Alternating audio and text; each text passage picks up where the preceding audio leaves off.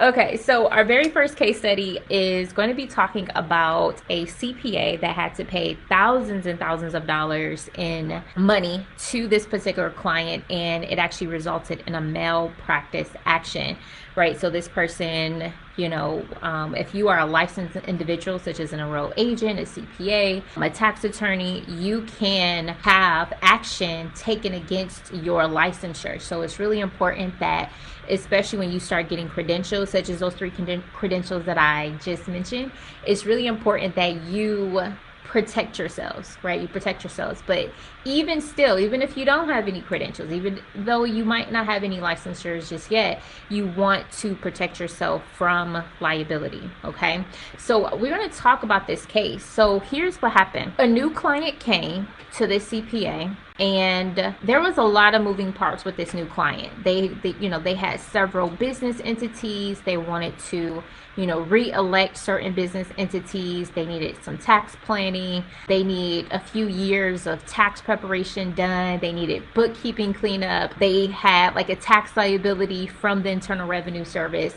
It was a lot of moving parts with this particular client. And what happened was that because it was so many moving parts with this particular client, the CPA didn't really understand or didn't really capture all the data, all the information that they needed to get in order to properly and professionally service this client.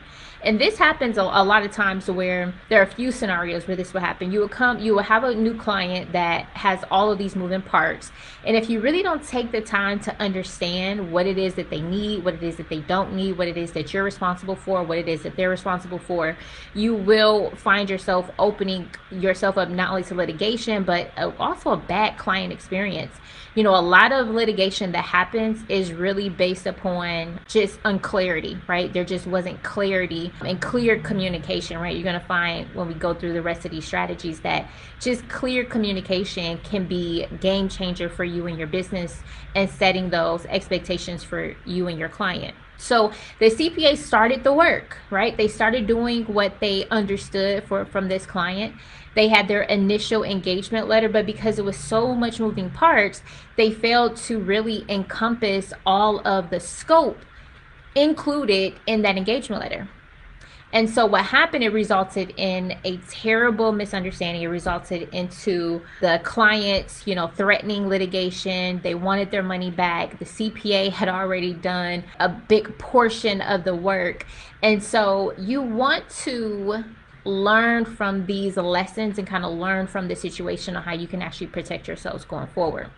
So let's talk about what insurance companies, right? If you guys are a tax and accounting pro, you should have some sort of errors and omissions insurance. Insurance companies call this high exposure. Okay, so what is high exposure? High exposure tax claims have certain characteristics in common. So what insurance company has done, and the credit for this scenario is from Camico Insurance, they say that services for which the client had engaged were unclear.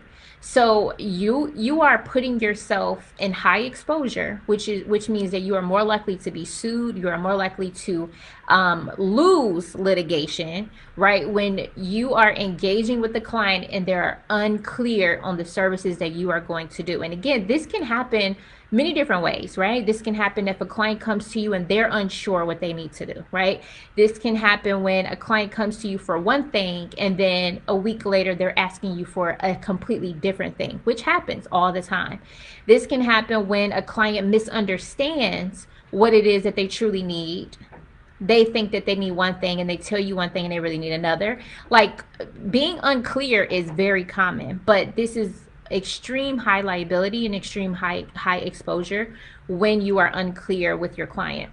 The second thing that insurance claims see is that the tax and accounting professional had not clarified his or her role or the client's expectations, right? Usually because an understanding between the tax and accounting pro and the client had not been reached or adequately documented. So this is what happened with the CPA. They didn't clarify the expectations to the client. They didn't say, well, here's what I'm going to do and here's what I'm not going to do. right? And here is what you are responsible for. You are responsible for getting this documentation over to me. You are responsible for responding in a timely manner, right? When you don't set those clear expectations and your client's role and your role isn't clear on both sides, you are opening yourself up to high exposure. The third piece is the lack of clarity in documentation made the tax and accounting pro services difficult to effectively complete. How many of you guys have experienced that so far, right? Where your clients are delaying getting certain documentation over to you, and you can't properly do your job, complete their tax return at a high level, or start their bookkeeping, accounting, tax planning, tax resolution at a high level when you don't have certain documentation made available to you. Inadequate documentation also made it difficult to defend the CPA in a subsequent malpractice action. So because you don't have adequate documentation, you're actually putting yourself at exposure, high exposure, and you are increasing your chances of liability. Right, you're going to increase your chance of liability. So we're going to talk about, like, towards the end of this case study, like what you should be doing, some best practices. But just right here, you want to make sure that you are not starting work until you have all of the documentation needed to properly, professionally, accurately complete a job.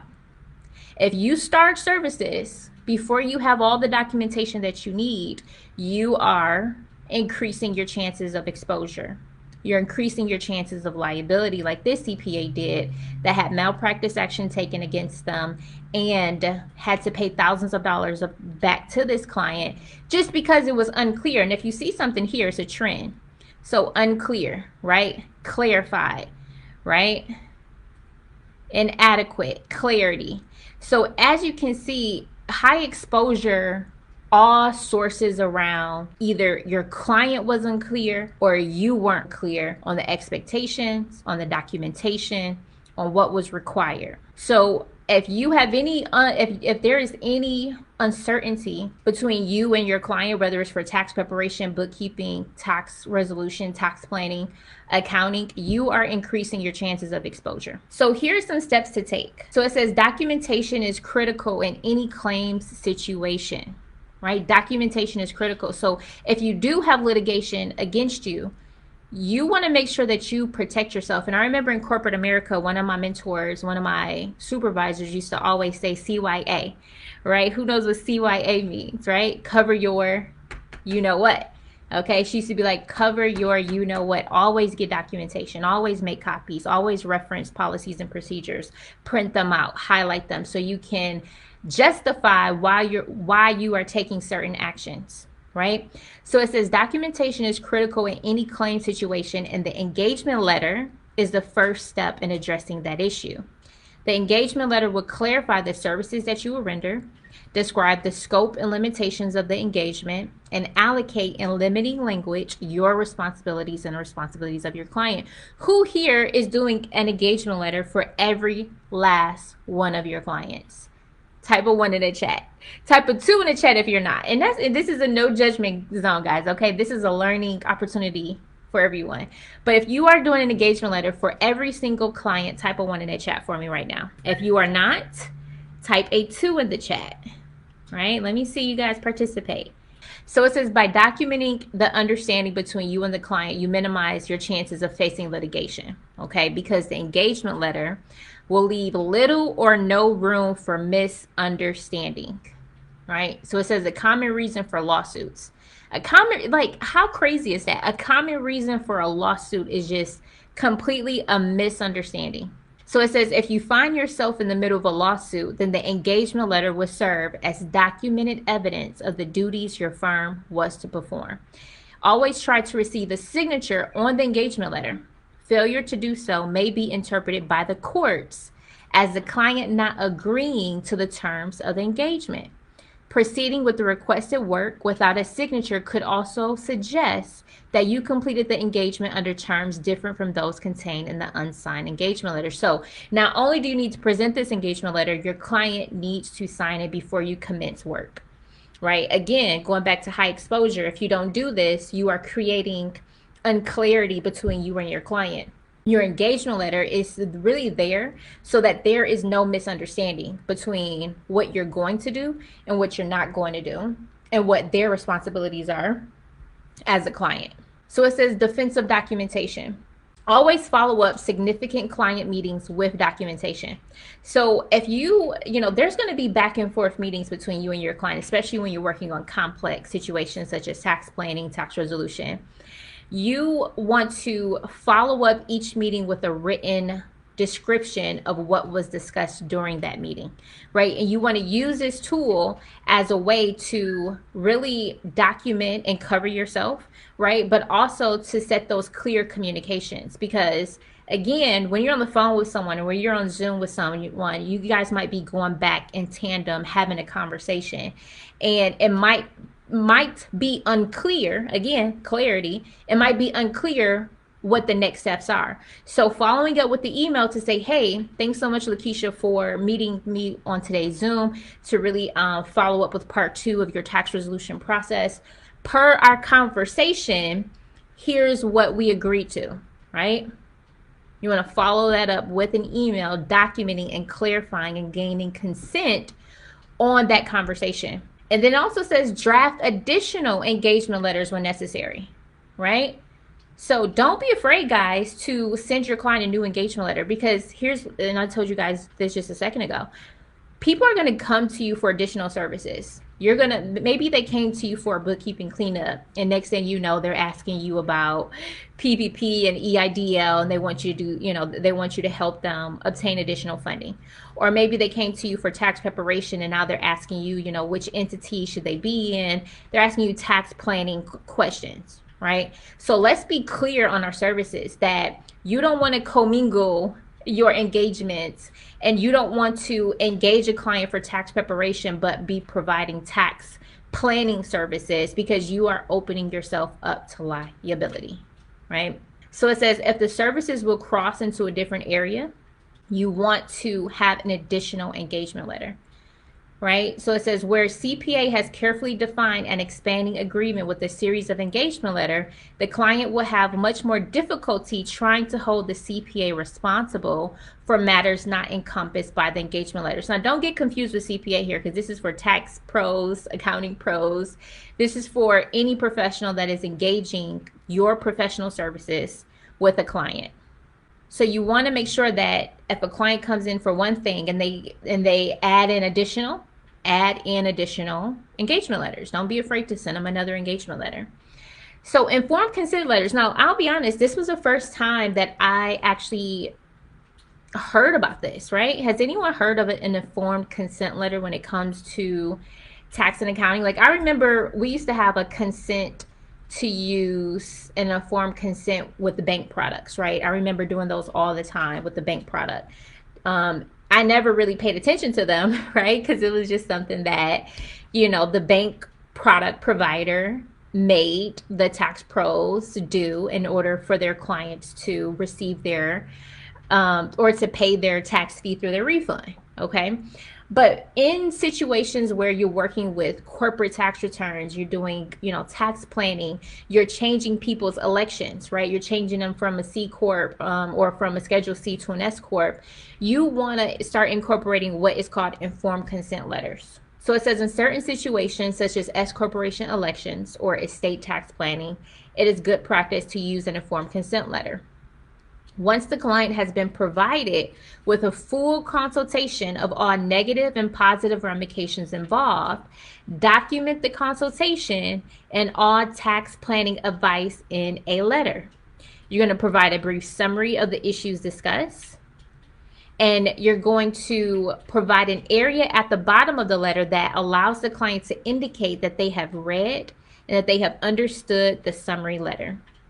And it provides the client an opportunity to affirmatively indicate that they either do or do not consent. So here's what will happen. The informed consent letter clarifies that the tax and accounting pro advises and informs, and the client decides. So when I was working with my lawyer last year, I remember we had several calls, and I was getting frustrated with him. He was frustrating me because I would ask him a question. I would say, hey, should I be a C corp, or should I incorporate multiple entities? Should I have a holding company? Like, I was throwing out all these questions to him, and he was very careful not to tell me what to do. Right? He was very careful not to tell me what to do. And I'm like, you're my lawyer. Like, why aren't you telling me what to do? Why aren't you telling me, like, I just kept asking him, I'm like, yo, I just want you to tell me what I should do, and I'm going to do that. Right? But he explained to me that he couldn't just do that. He couldn't just tell me what to do and then I do it. He had to advise, right? He had to inform, but he could not decide for me. And I think a lot of tax and accounting professionals, you guys are deciding for your client what they should do. And that is opening yourself and your firm up to liability. That is opening up you and your firm to liability. So your job as a tax and accounting professional, you're going to advise your client on what the tax law is, right? Here's a tax law for an S corp. Here are the pros and the cons to this entity election. Here's what's required when you are an S corp, right? That's your job, to advise and to inform. But your client has to make the decision. You can't say, oh, you know what, you should be an S corp, let's go. You're going to open up yourself to liability. People are going to be like, well, you said, right, that I should do this. And it resulted in, something unfavorable. So your job, you want to stay in your lane. You want to advise and inform. Advise them on the tax law. Inform them on their due diligence requirements. Inform them on their responsibilities as a taxpayer. Right? Inform them on their record keeping requirements. But it is not your job to decide for them. And this frustrated me with my lawyer because I didn't know this. I didn't know. I'm like, I thought I pay you to tell me what to do. And trust me, I'm not the only person that felt this way. Your clients are going to feel this way when it comes to you. They're going to be like, yo, just tell me what to do. And you're going to have to stay strong in your professionalism to say, hey, my job is to advise and to inform and to give you the pros and cons. But it's your job as the client to decide what you want to do ultimately. They hold the last word. So this is going to help you. This is going to help you to mitigate any litigation that might come up in the future. So it says documentation will prevent the client from later asserting that your firm is responsible for unexpected events and for less than optimal results, right? All right, so let's talk about avoiding collection problems. So there's been even a few of you guys in a program that are like, hey, this client is not paying me money. This client is, I've already done work. I've already did this tax return. I've already did half of the bookkeeping cleanup. There's been a few of you guys that have been having these issues. And so it says the best way to avoid having a collection problem is to communicate your billing and collection policies in your engagement letter. Consider including a fee estimate, noting that unforeseen circumstances or changes in the engagement could make a revision necessary, right? So first things first is retainers and deposits. Like I think I've been really heavily talking about retainers and deposits over this past year. I've been telling you guys, like, it's best practice to take a deposit, whether it's $100, $200, $500, before you commence work. And that is going to help to protect your time, right? So it says, since tax engagements are generally fast moving, retainers or deposits may be the best option for clients that are slow paying, financially stressed, or new to the firm until they have established some credit with you. Remind clients that retainers are not an estimate of the total cost of the engagement, do not earn interest, and must be paid before work begins. So who here, type a 3 in the chat, who here is actually implemented retainers and deposits for new clients before work is commenced? Who here has like a tax deposit, right, before you engage a corporate client?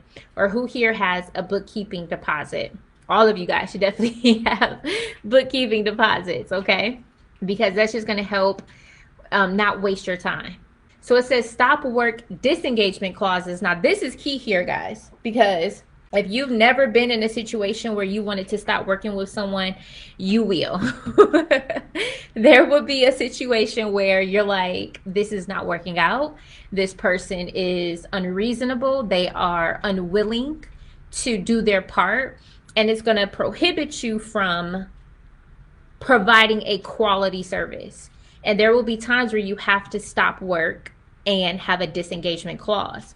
So it says this letter can include stop work or disengagement provisions or both that should be enforced if a client doesn't pay you in accordance with the engagement letter.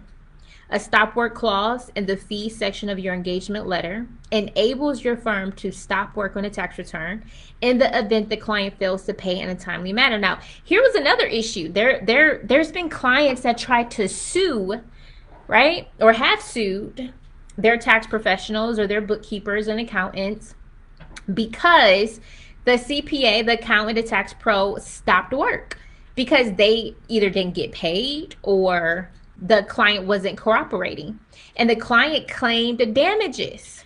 They say, hey, because you stopped work, you caused me to incur a penalty, or you caused me to file this later, you caused me to miss this opportunity. And so you want to have these stop work and disengagement clauses built into your engagement letters to protect you, right? It says the enforcement of this clause will help prevent your firm from completing too much work without receiving payment from the client. Stop work clauses must be enforced in order to be effective. So don't have something in your engagement letter like a stop work and disengagement clause and not enforce it, right? If a client is not paying you on time, if a client is not getting over adequate information, documentation, source documents to you within a specified timely manner so that you can be a professional and get the work done, you need to enforce your stop work clause. There was somebody that posted in a Facebook group. She said, I don't remember the exact way that she said it, but she was pretty much asking, could a tax professional hold on to a client's file because of non-payment? And so this is actually within Circular 230. So Circular 230 states that your work product as a tax and accounting professional is yours until full payment is rendered. So if you complete a tax return and a client has not paid you, you are not required to give that tax return to that client who has not paid you. That is your work product, right? However, you do need to give the client back all of their source documents. Any source documents that they submitted over their W-2s, 1099s, right? You need to give that back to them, but you do not have to give them your work product that you completed if you are not compensated for it. So be clear on that. So it says alternative dispute resolutions. So simple fee disputes are better resolved through mediation and arbitration than through litigation. So typically in your engagement, you're going to have some sort of mediation and arbitration clauses within your engagement letters. What Camico Insurance recommends, it says, we advise CPAs to not use a general arbitration clause in an engagement letter. It says most engagements when in dispute tend to produce complex, high risk, high dollar disputes that are better managed through litigation than arbitration. And the effective legal defense can be restricted and impaired by arbitration. So what they recommend is that you actually don't have just a general arbitration clause because it can actually restrict your legal defense. It can restrict your legal lawyers from being as effective as they could be, right? So you want to go through your engagement letters and have your own legal people, right, look over your engagement letters to make sure that you're protected. All right, so here's my key advice for you guys. My key advice is to record all client meetings and inform your clients that all meetings and calls are recorded for quality control purposes. So when I meet on clients on Zoom, I am recording my calls, right? There is not a time when I'm on Zoom with anybody at any time that it's not a recorded Zoom call. And that's just to protect me. That's just to protect me, protect the client, and to protect the integrity of the call, right? In case we have to refer back to it. I advise all of you guys to do the same. Just let people know that they're being recorded, right? For quality control purposes.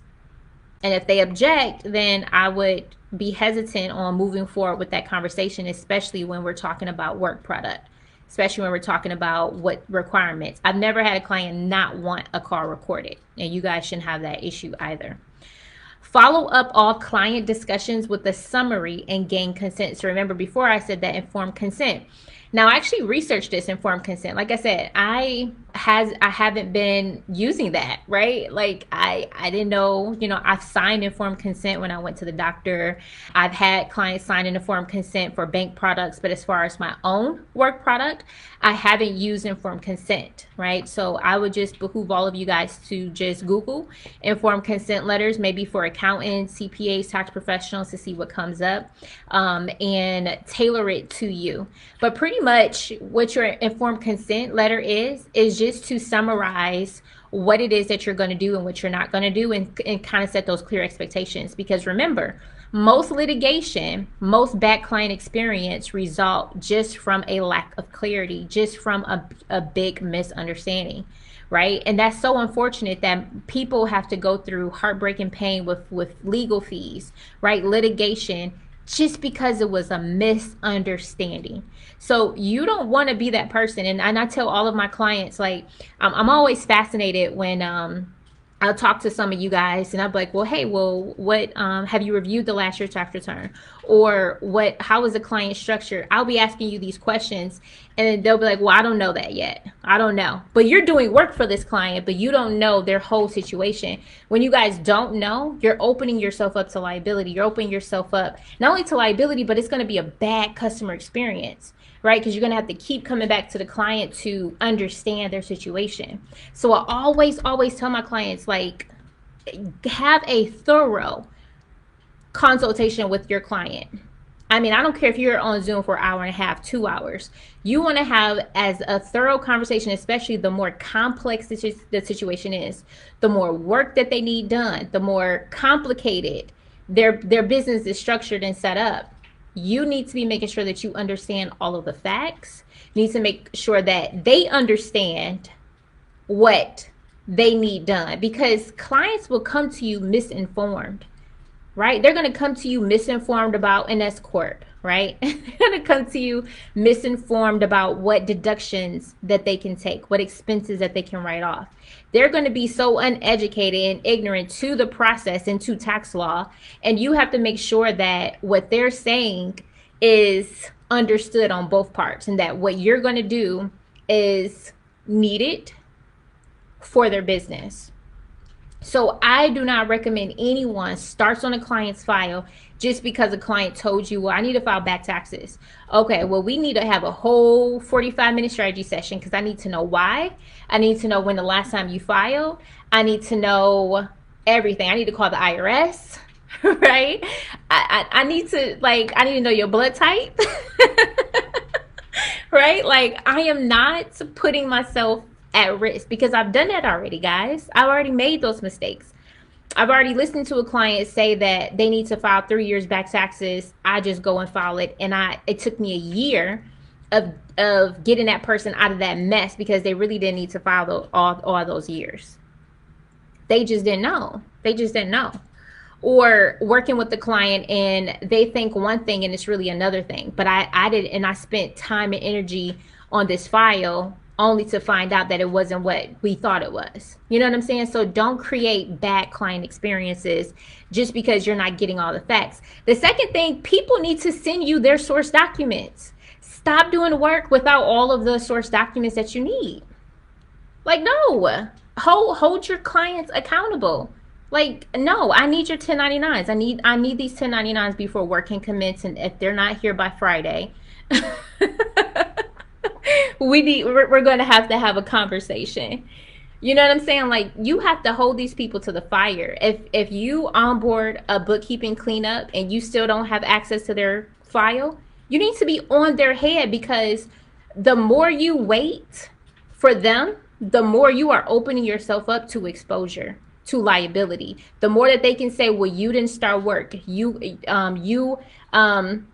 prohibited me from closing on a home, or you prohibited me from, or you caused me penalties and interest. No, you need to be on their head. You need to set clear timelines, clear expectations, because if you don't, you are opening yourself up to liability, right? Thirdly, your job is to advise and inform. That's it. You should not be going to your clients and be like, you know what, you should be an S corp. Let's go ahead and get you started. Nope. You gonna get in trouble. It's gonna come back to bite you. Don't do it, right? So you want to say, hey, here is the pros and cons of becoming an S corp. Here are your taxpayer responsibilities when you're an S corp. What do you want to do? How do you see moving forward? Right? And then you want to document exactly what they said. Ideally, you're on a Zoom call and you're recording it anyway, right? And then you're going to follow up with an email to say, hey, per our conversation, here's what you agreed to. That's how you want to run your business, guys. Advise and inform. Hashtag that in the chat, okay? Advise and inform. We are not making decisions for people. We are not mommy and daddy, okay? I only say that because I'm looking at my kids right now, looking at me getting all hyped up, okay? All right, so last but not least, when creating informed consent letters or engagement letters, tax and accounting pros are encouraged to keep language and vocabulary as basic and straightforward as possible. So people ask me all the time, well, Krista, well, do you have an engagement letter for this or that? Honestly, guys, you can just add on to your existing engagement letters and keep it as straightforward and simple in language as possible, right? You want to say what you're going to do and what you're not going to do. And this could be for any service. Let's just say you wanted to do, I don't know, PPP, right? And you didn't have an engagement letter for that. Well, you're just going to list out, well, here's what I'm going to do for you, right? And here's your responsibilities. And here's what I'm not guaranteeing, right? You want to make sure that there is clear language, right? You don't have to sound like a lawyer. Actually, the clearer your engagement letter, probably the better protected that you're going to be, because there's no ambiguity, right? If you have any ambiguity, lawyers can turn your words around if there's any ambiguity in your engagement letter. So you want to make it as clear and straightforward as possible. Don't try to get all fancy. Don't try to sound all like a PhD. You're going to say, hey, I'm going to fill out this application for you on your behalf using the information that you provide. For this service, it's going to be a fee of $250. Me and my firm are not guaranteeing that you will get funding of any kind, right?